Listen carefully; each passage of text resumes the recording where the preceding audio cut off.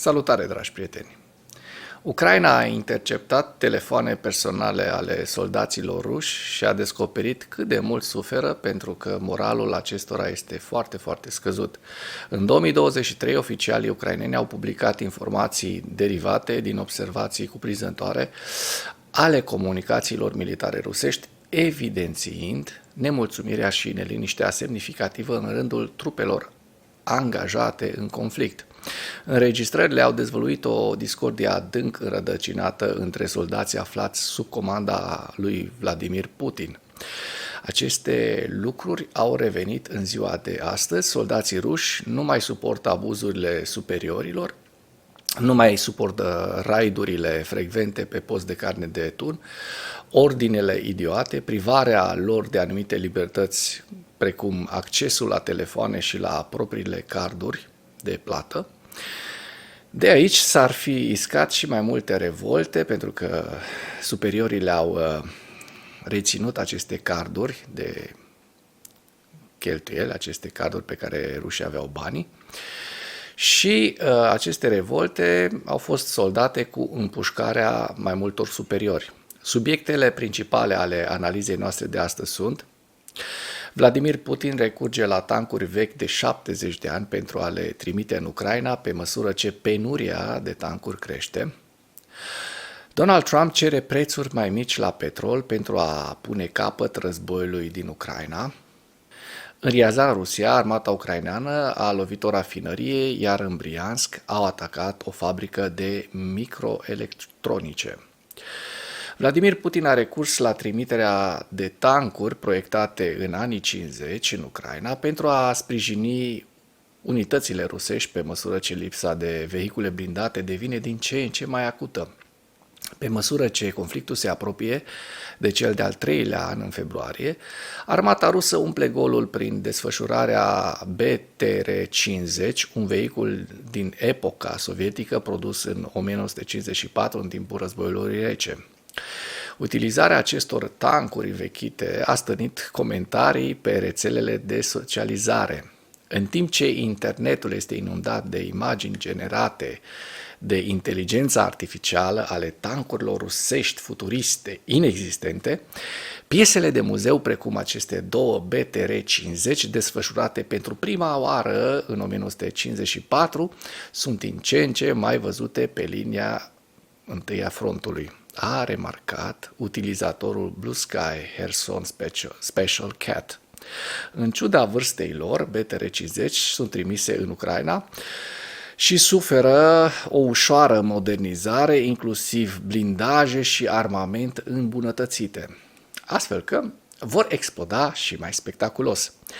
Ziua 1066 a războiului din Ucraina.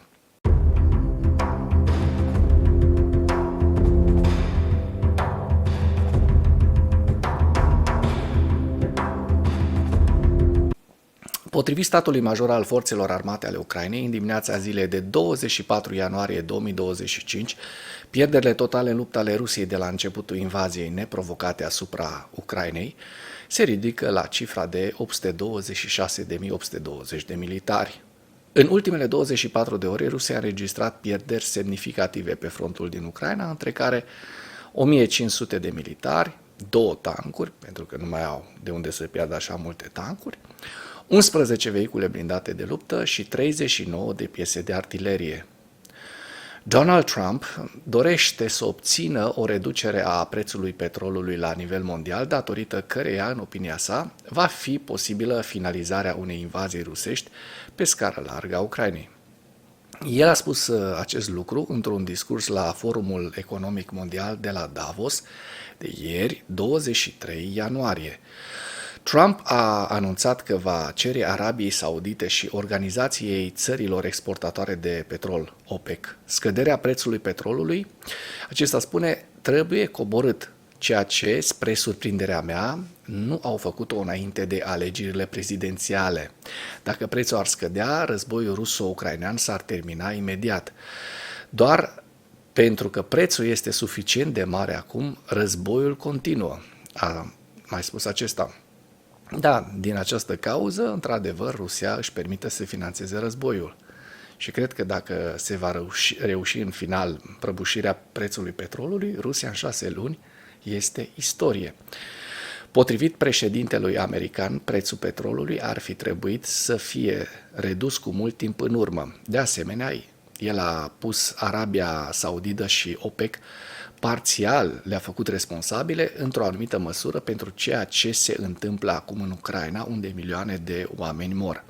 Aici sunt de acord cu președintele Trump. Dacă ăștia ar fi vrut să scadă prețul petrolului, Rusia s-ar fi liniștit.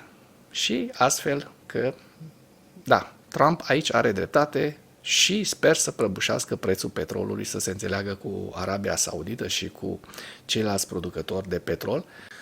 Dacă până în acest moment ai găsit informații utile în material, contribuie cu un like și cu o distribuire a acestui videoclip pentru a ajunge la cât mai multă lume. Dronele armate ucrainene au atacat obiective strategice din Rusia, în special au vizat o rafinărie de petrol din Ryazan și au lovit fabrica Kremni, care produce componente pentru armele rusești. Sursa informației, șeful Centrului de Combatere a Dezinformării de la NSDC, locotenent Andrei Kovalenko, pe Telegram. Obiectivele strategice ale Federației Ruse au fost lovite în Ryazan, în special rafinăria. În Briansk, uzina Kremni a fost atacată din nou.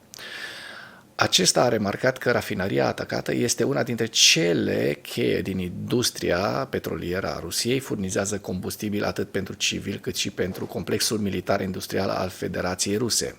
Rafinăria produce combustibil pentru echipamentele militare, kerosen de aviație, motorină și alte tipuri de produse petroliere care sunt utilizate în tancuri, pentru tancuri, avioane, nave și alte echipamente ale forțelor armate ruse, a spus Kovalenko.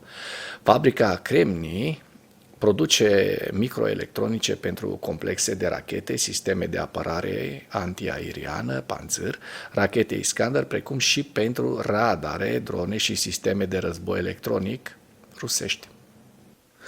În ceea ce urmează, vă prezint un slide cu evoluția de ieri a celor mai importante fronturi din Ucraina și cu principalele știri din presa ucraineană. Hărțile sunt creația Institutului pentru Studiul Războiului.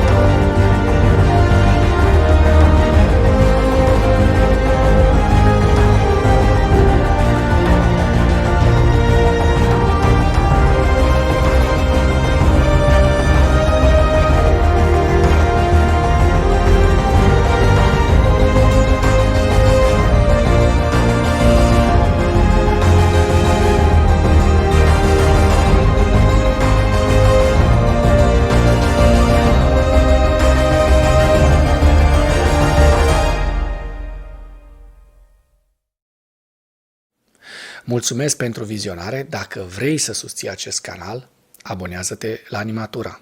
Apreciez mult asta.